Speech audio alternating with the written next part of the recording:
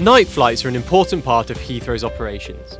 They bring significant economic benefits to the UK and help ensure that Heathrow is well connected.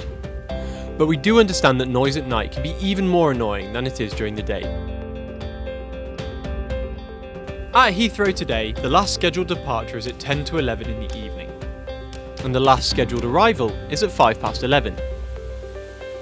There's then nothing scheduled at all until the first scheduled arrival at 10 to 5 in the morning, which means that it has landed on the runway at about 4:30.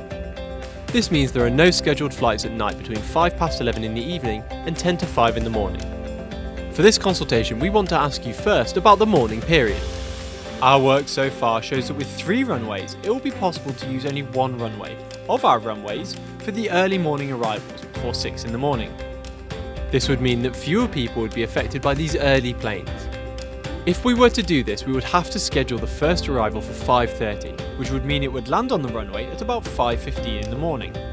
If we were to use 2 runways for the early morning arrivals, we would affect more people.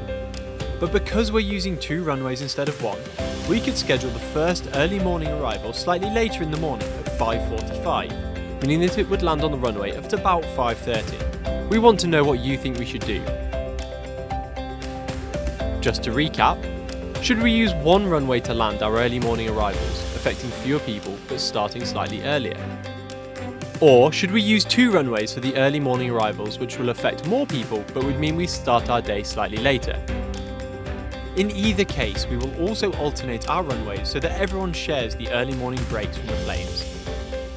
We also want to know what more you think we can do to encourage the use of the newest and quietest types of aircraft at Heathrow.